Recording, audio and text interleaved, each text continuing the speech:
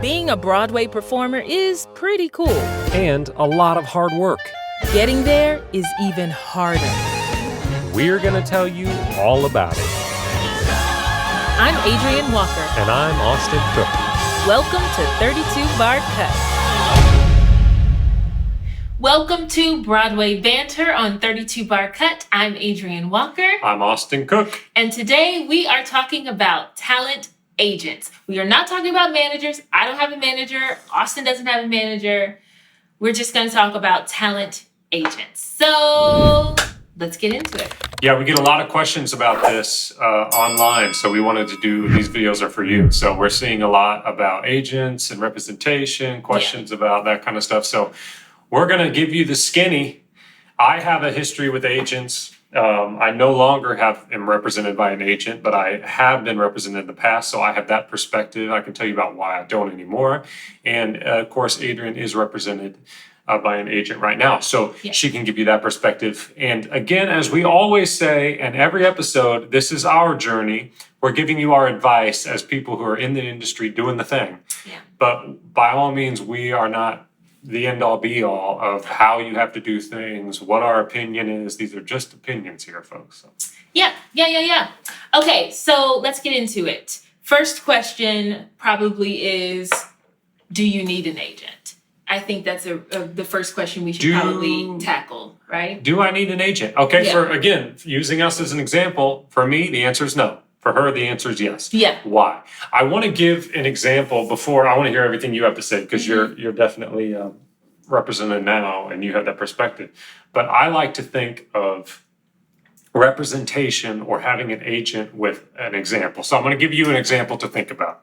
So I want you to imagine a huge mansion, a beautiful mansion in Bel Air. And at this mansion, there are doors, lots of entrances to this mansion. There are beautiful windows everywhere, and they're all locked. They're all shut and sealed. There's no way into this big, beautiful mansion. So you walk up, let's say this is the mansion representing the job, the gig you're going to book. Okay, that's what the mansion represents. So you walk up without an agent, just by yourself to the mansion. You try the door, it's locked. You try the other door, the back door, it's locked. The side door is locked. You try getting through the window, it's locked. There's no way to get this gig. You're trying really hard and you just can't get in. You're standing outside the mansion. Here walks up. They unlock the door and they walk right in. And you're like, that is so unfair. I've been here for hours, for days, for weeks trying to get in this mansion. They just came up, they unlocked the door and they walked in. That's not fair. That's an agent. That's what an agent does. They give you the keys to the kingdom. They give you the opportunities to get in the door. Now, is it possible for someone like me to walk up and to find a back door that just happened to be open and someone said, hey, you want to come in? And you're like, yeah. And then you get the gig. Of course, it's possible. It's a lot more difficult. So that, I hope, gives you an example of what we're talking about with agents. Agents can give you opportunities that you can't get yourself. Is it theoretically possible to get the same opportunity? Yes. Yeah. But it's a lot more difficult. You need a lot more things to go right. You gotta strike gold, win the lottery. Yeah, I think that is the answer, is that do you need an agent? Depending on how far you want your career to go, eventually, yes, you will need an agent. Do you need an agent right now in your career is something that you're going to have to decide on your own when you take a deep dive into your body of work, what you're ready for, and what your next steps are. But I do have a couple of colleagues that don't have representation and they do just fine, but their career will only go so far. Eventually, everyone needs representation because that's just how you get submitted for auditions. And they're great at negotiating contracts for you. So they can be the bad guy or bad girl, whatever, and you don't have to be that person. You can just be the actor and be creative and let them talk business and talk shop on your behalf. Yeah, having an agent is not a prerequisite to booking any job. No. So at every audition, no matter what level, say you're at the very top of Broadway or well, in that case, you'd probably have an agent, but maybe not. Mm-hmm. When you go to these auditions, for instance, and it says fill out your agent's contact information, you can always just leave your phone number and handle it yourself. Yeah. There's no prerequisite to having an agent. And an agent only gets you into the room. Yes. It is your responsibility to book the job. Having amazing representation only means that they'll be able to negotiate contracts really well for you. They'll be able to get you into the audition room. But having a great agent is not just going to guarantee that you book work. You are always the master of that in your own way. Of course, you're not a casting director, but you are responsible for your auditions. Your agent is only responsible for getting you in the room. So a big thing with agents is what doors do they unlock for you? Well, this is why you want an agent, because when you're starting out, for instance, in the TV and film industry, you don't know all the casting directors. No, and it's nearly impossible for them to even see an actor-based submission. So There's tons of casting directors that cast for movies. They work with agencies. Yeah. So they're used to working with this agency, this agency, this agency. They call them and they say, I'm looking for this type. Give me your actors. Yeah. They're not reaching out online and saying, holding auditions for this. They don't do that. They reach out to their contacts and their agencies. So it's casting director reaches out to the agencies, and then the agency reaches out to the talent. So that's why it's so much more difficult, especially in the TV film world, because they're not just saying online, open auditions, open. It's not how it works. They go through agencies. Yeah. So you're going to have a really difficult time booking something in TV and film without representation. And the same goes for voiceover as well. Unless you are non-union and you are going on different sites looking for people that are, maybe someone just self-published their own audiobook and they're looking for someone to do it, but they can't really pay the union prices, then you can get into voiceover that way. But if you want to be doing legit commercials and radio spots or TV spots, then you need an agent. So you may ask the question, well, how do I know people, like, I'll use myself as an example, that doesn't have an agent but seems to be working on this kind of stuff? How does that happen? Well, I can tell you how it happens most commonly is that you know people that happen to give you the job or that are booking or that are in places of something. So we talked about this in other episodes. We started at the bottom, worked up staircase. That's what happened to me. It's just like little by little by little, by connection, you start to make more connections, and that leads to a job, which leads to a job, which leads to a job, which leads to a job. 10 years later, you're on Broadway. And you have all these connections. You have a network of people that you've worked with. So they're not reaching out to your agent, they're reaching out to you. And even if you have representation eventually during all those years of connecting with people, they're still going to want to reach out to you because you were their original connection. And that happens to me with a few theater companies that I worked for before I had representation. If they want me to do something, they reach out to me. And that's just kind of how this world works. Your agent can be the go-between, but eventually when people get comfortable with you, they want to talk to you.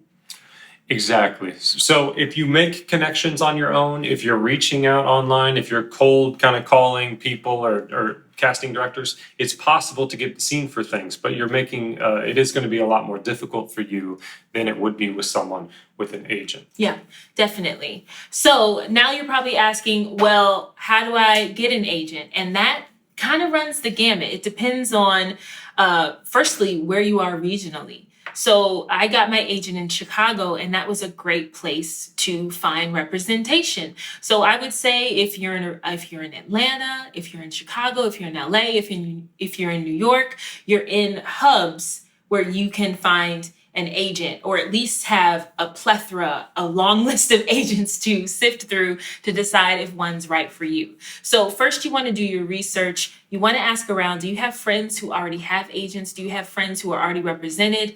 And start there. Take them out for coffee. Chat with them about their representation. Do they like their representation? Are they happy? Are they satisfied? What are the pros and cons?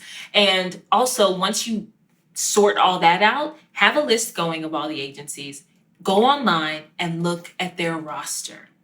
Find out who they're already representing. Are they looking for a type like you? Would you fill a void that they're missing? Do they have a bunch of actors that are already your type and they don't need any more? You should already have those questions answered before you even reach out to an agency for an audition. That's good. That's so crucial. So I'm just going to repeat what she said. You have to be, if you are looking for an agent on your own, and I'm not talking about the school path. Like a lot of times, if you're going through showcases and you're getting seen by agents, that's different. We're not talking that route. Not talking for you. We're talking about people that are looking for an agent that are out of school or are not going that path.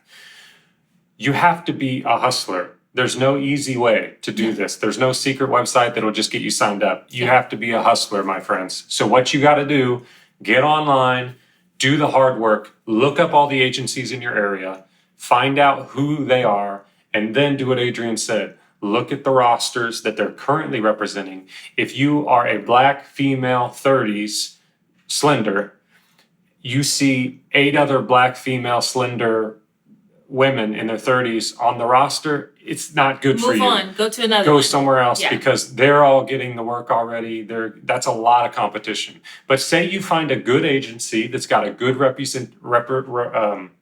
Thank you.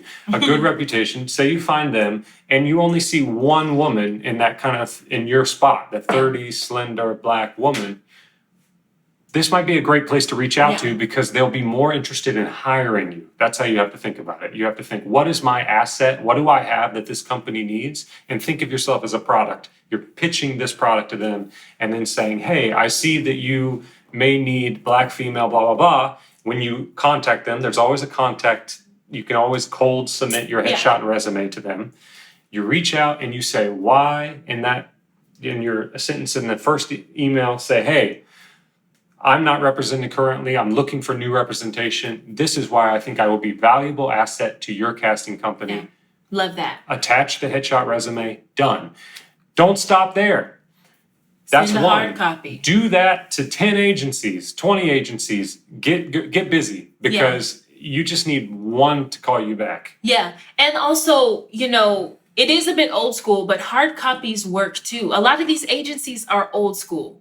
So a hard copy is great too. Then they have it in hand. They know that you went the extra mile to try to get submitted. So you want to have a cover letter with your headshot and resume. If you're in a show and you want them to come see your show, this is if you really are gunning for this agency. If you want them to see some work that you're already doing, then send them a flyer of your show or let them know, hey, I'm in this show. I'd be happy to get you a ticket. Don't expect them to pay for a ticket. This is a fund you need to have set aside, paying for people to come see you so that you can get more work. But yeah, if you're in a show and you want an agency to see you, offer to buy a ticket, offer to buy them a pair of tickets so that they can come see you. Leave your email address, make it easy for them, Make it easy for them. That's a great tip. You've got to do the work. Again, there's no quick fix to this. You've got to do the work. And you've got to be willing to reach out and do hard copy, send a mailer, do the email version, do everything you can. Now, I've heard about like seminars that agencies have and everything where they'll talk about, what they expect. And then you get to do one-on-ones with agencies to decide if you're a good fit. All of that is great. But here's the thing. You should never be paying anyone to audition for them or to seek representation. Agents take commission. That means when you get paid, they get paid, and they should only be paid 10%. Now, if you're doing print or model work, an extra 20% goes to them, but it comes from the contract of that modeling gig. So it's not out of your rate. It's just standard that they get 20%. So keep that in mind. You want someone legit that's not going to scam you. If anyone says, hey, come by our office, the fee is $50, $100, we'll see you, run. It's a scam. This is not a legitimate agency. Exactly. So the way this works is they hire you on, there's no money involved. Nothing. No exchange of money. There may be a contract, but no money. You'll sign a contract, whether or not you'll be exclusive with them or not, that's up to you and up to them. But once you sign your contract saying that you'll be represented, there's no money involved until you book a gig. And then they'll take 10% of whatever the gross is of your fee. Yeah. So not the net. So, and this is an important distinction. So you may make $1,000 on a gig. They're going to take $100. Now, say your check comes to you, it's only for $430 after taxes and all this stuff and union fees, whatever. So you got a check for $430. they're still taking the $100 out of that, out of the gross. They get your fee or your rate. They get 10% off the top. So that's important to remember. And sometimes you have to pay them yourself. Sometimes, depending on the producer will pay them, or there's a lot of times, like in our case, that the actor themselves then pays them commission themselves. So you have to be good at budgeting and make sure that you're keeping track of what you owe your agency. There's a trust factor here in this relationship. Your agent is trusting you to pay their 10%. And when it comes to that, for me, Disney does not pay agency commissions. And so whenever I'm paid, I just have it on auto with Chase. They send them a check for 10% of my check every week. If my rate is lower or higher for some reason, if we do a 9-show week, then they get 10% of that. If we do if I do 7 shows because I'm sick or something like that, then they get 10% of that. And that's just our agreement. It's, we trust each other, and that's just how it works. Yeah, it's always 10%. Yeah. So you may be asking, why do they deserve the 10%? Why am I paying 10%? Yeah. In something like, for this one job? I just got one job, and then I pay them for years and years of 10%. Why am I doing that? Well, that's because of the nature of agencies and how this works. They're working for you nonstop. They're giving you auditions. They're answering emails. They're doing a lot of work all the time. Again, as we said, they're not paid. They only get paid when you book work. So that is, do you have to think of it kind of as a way for paying them for their time and for like all a the work? retainer almost. And also, how much are you willing to pay, as my illustration at the beginning of this episode, to get them to open the door? That is worth something. And in most cases, it's worth a lot. So if you have a great agent, they're able to open doors that you would never have been able to open. You're paying for that. You're paying for the opportunity to open the front door of this huge job that you never would have got on your own. So it's not so much them taking your money, it's more them providing the opportunities, which then means when you get an agent, you need to make sure that they are opening doors that you want to be open. Yeah. I think it's really important after you've done the grunt work and you figured out what agencies you'd really like to audition for, and then you have a few agencies lined up, some appointments lined up, that you have some questions for them for that interview/audition. Most likely, depending on the agency, they'll want you to audition for them so that they can see your talent, see your work or whatever. But then also there's going to be a bit of an interview process too for you all to get to know each other. And that's your chance to ask questions. Ask them, what do you expect from your actors? What should your actors expect from you? How do you communicate with your actors? How often should I expect to be going out for auditions? What do you think of my career and my goals? What do you want to see happen for me in the next 3 years? Ask them questions and listen carefully to their answers and just check the vibe and make sure that it's a good fit for both of you. They work for you, but also they have to make sure all the actors they represent are a good representation of them, because they can't mess up their reputation. So, and it works both ways. You want to make sure that they have a good reputation, because that's going to be an extension of you. Once you're represented by your agency, you have to remember that you'll be working nonstop. Yeah. I mean, there are times auditioning nonstop nonstop, depending on a lot of things, but especially during pilot season, for instance, which is in the late winter, or kind of the middle of winter, late winter. Pilot season and into the spring starts happening. You may be doing auditions 2-3 times a day, and you're expected to deliver. That's part of the agreement with the agency. You got to do it. So it doesn't matter if you have a date. It doesn't matter if you're tired. It doesn't matter if you have to babysit. It doesn't matter if your family have a vacation. You got to do the audition. Yeah, we have been on vacation and done auditions in the hotel room. I've done voiceover auditions in the hotel room closet. I have done auditions like in a shadowy hotel room trying to do my best. So if you want it, you have to put in the hours and put in the work for it, especially if you have an agent that is going to submit you for commercial work as well. Commercial work can be very lucrative, but the nature of the commercial world is that you don't get much notice before your auditions. And so you kind of have to be ready for that. And your agent is going to expect you to be available so that they know they can submit you and they don't have to worry about checking in and making sure you're available. They're like, oh yeah, I know Sam is always available. Boom, I'm going to submit him and then he's going to get back to me and we're going to go. So it's an added responsibility to have an agent, but it really does help and it opens a lot of doors. I got my Lion King audition because of my agent. Now, agents run the gamut as far as size and scope. I personally would recommend a smaller agency. Boutique agency. Boutique agencies are really popular right now, and for a reason. The smaller, the better, in my opinion, as long as they can still get access to the big doors that we're talking about. Yeah, absolutely. But you want someone who is fighting for you, the person, the artist, not just a face on a page. Because some of the big agencies have they represent hundreds in the model world, especially. I know some of the model agencies represent hundreds and hundreds of models. And you're just a number. You're just like face. You're just the white woman that's skinny. You fit the criteria of the casting call. So they're like, oh yeah, submit them.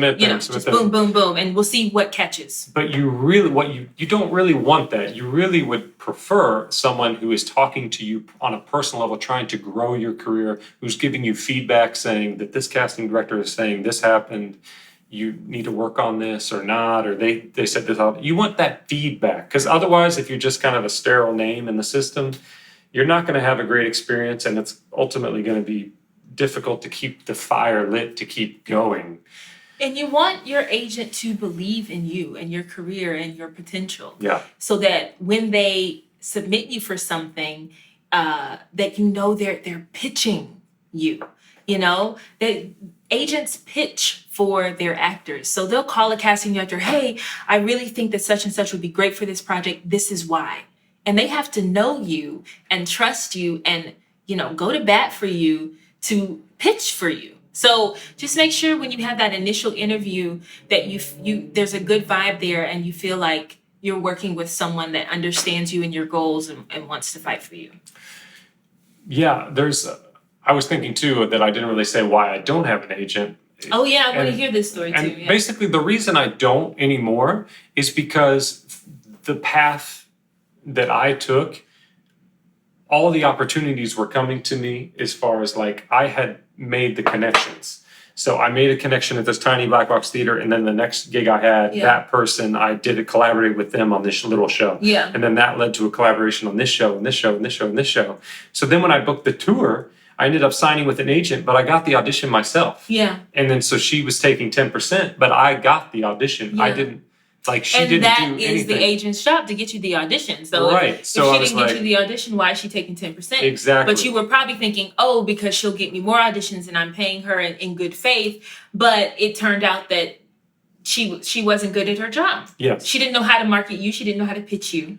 Exactly, because I have a unique set of skills. Yeah. I didn't want to be just the white guy with the this face. Let me go play a Western musical. There's thousands of white guys with this face that that act better. It's true. I've seen the systems. Trust me. I've seen here come the white guy males in 20s. It's overwhelming. So I'm not trying to do that, but I do play piano. I do have other assets that are unique to me that I was trying to get and I wasn't getting it. So I was like, I'm out. And then I pursued the music direction, music supervision kind of career, and that I just didn't need an agent for because I was making my own way. Also, I will say to that point, when you talk about agents being great for negotiating contracts and being the bad guy, Austin is his own bad guy. He's really good at negotiating contracts. We should talk about this. Agents get to be the bad guy. They negotiate your contracts, which is a godsend because this is not fun. So when an actor gets a job, they're going to lowball you because you're an actor, you're at the bottom. And then usually your mind would be blown if you knew how much you should have been offered and what you actually got offered. Yeah. Because they know that. So they're always lowballing you because they want the cheapest thing for the production. It's business. And a good point too to that is that depending on where you want your career to go, you want to make sure that they're already representing people that are there so that your agents have a clear idea of what you should be paid at each level at certain levels, because Yeah. agents that are new and are still getting their footing will also get lowballed when it comes to these contract negotiations. And they can't say, hey, I know such and such in this cast made this his first year, so you need to match this.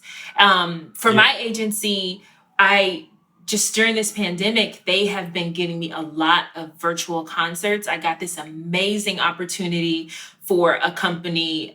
It paid really well. I was shocked. I was the only talent that I did a Q&A and sang 3 songs, and they asked me to provide tracks. And I said, well, I don't have tracks. I have to get those tracks built. Well, guess who built my tracks?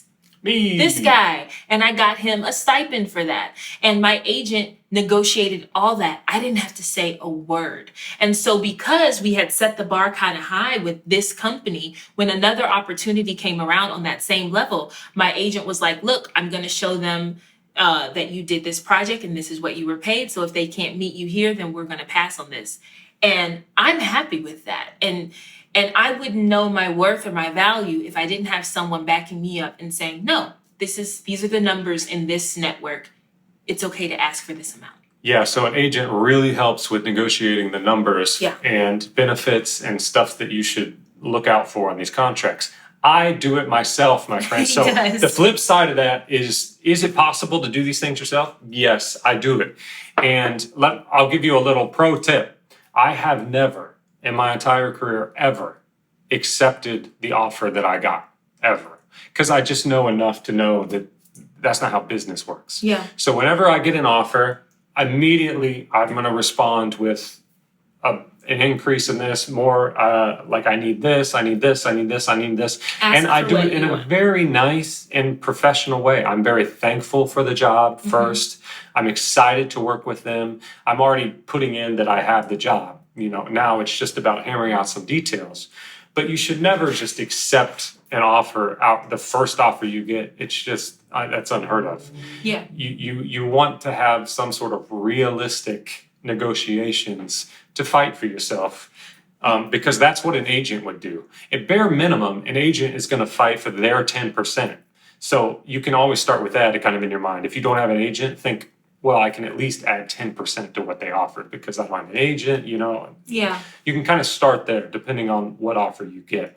But just know, best pro tip I can give, don't accept the first offer from a producer. And I know y'all are probably cringing because it's even hard for me to hear, but I think we lowball ourselves a lot. And so I listen to Austin's advice because it's really good advice. And it's still something I'm learning to do when I have to do my own negotiating for other things. But I should say too, in addition to what I just said, I told you that I have never accepted an offer, the first offer. And you're probably wondering, but how many jobs have you lost out on because you negotiated? None. None. I've never had a producer say, how dare you ask for more money? That doesn't happen, friends. I know because we're artists and we're sensitive, it's hard for us to put that business hat on and to fight for ourselves and feel like that. Yeah. I know it's hard, but you have to do it. You're respectful, you're kind, you're courteous in the response, and you say, hey, let's make this happen. What about this? Can we do this? Can we do this? They'll respond. And have they always agreed to everything I said? No. But they might agree This to is what we can do. 3 out of the 5, and they'll come meet you. And then you can either accept at that point, or you can respond one more time and meet them up even just kind of a little more. So it's just like at a garage sale. Okay, it's the same thing. When you go to a garage sale, you see something you want. Are you going to say, I'll offer you $1 for this? And yeah, you're going to say, I'll offer you $1. You know it's worth 25, but you're just giving $1, and they say maybe 20, and you say, I'll give you $5.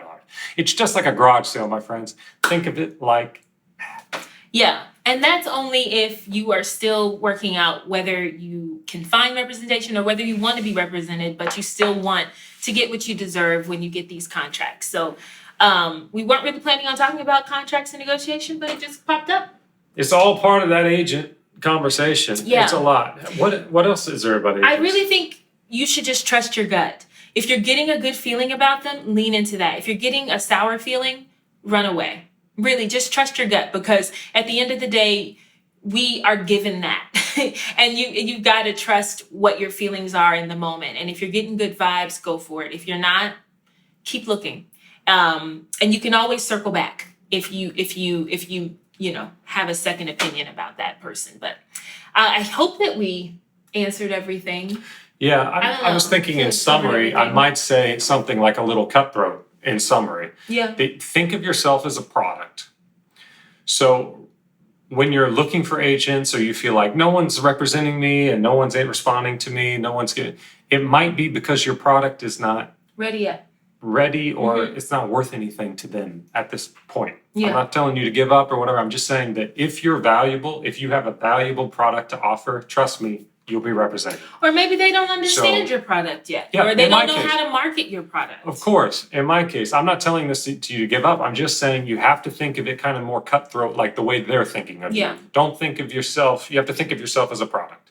Yeah. So if you're not getting responses, take a hard look at the headshot, take a hard look at the resume, take a hard look at what your abilities are and say, is there anything I can sharpen up here? Is there something that's not being Yeah. received? Is my headshot kind of crazy? Do I look like something I'm not? Yeah. Look at yourself first and reevaluate yourself as talent and artist and be critical and think about what you can adjust or get some feedback from friends and peers that will tell you the truth and be like, I think you need to be looking at this or you need to maybe fix that. Yeah, I think that's really good advice. And we didn't really touch on that, but when you go in for these auditions, you do want to make sure all your materials are in order and you have a hard copy as well. Even if you emailed them a headshot resume beforehand, always bring a hard copy. A lot of these agencies are old school, so they're going to want something in hand. And don't just bring one copy, bring 5, just in case there's 5 agents that want to sit down and talk with you and you want each of them to have a copy. But you want to make sure that your resume looks good.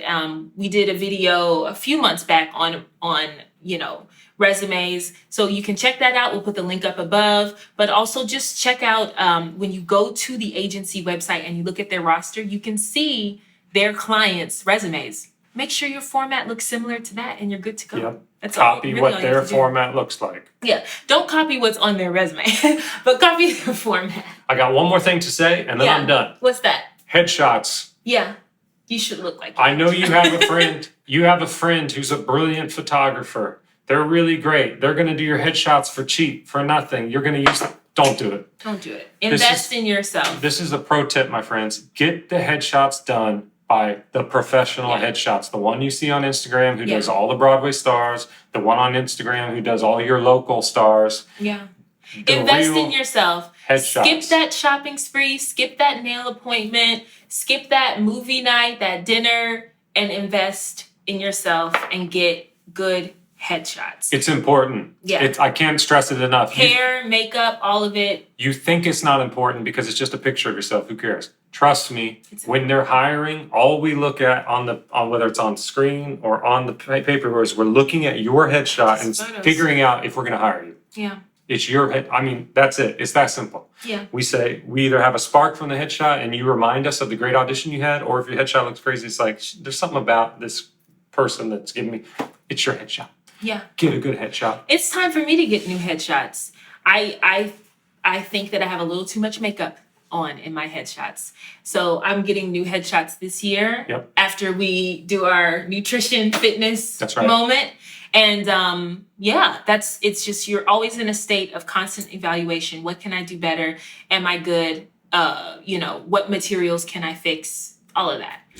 If you have any questions about agents, we didn't answer anything, hit us in the comments. Don't forget to hit that like button and subscribe with the notification bell on, and stay up to date on all of our latest videos. Yes, and today's spotlight goes to Jennifer Austin.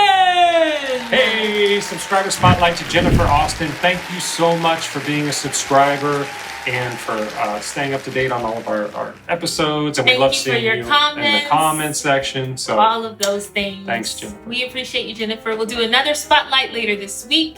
Thank you for joining us, and see you later. Bye.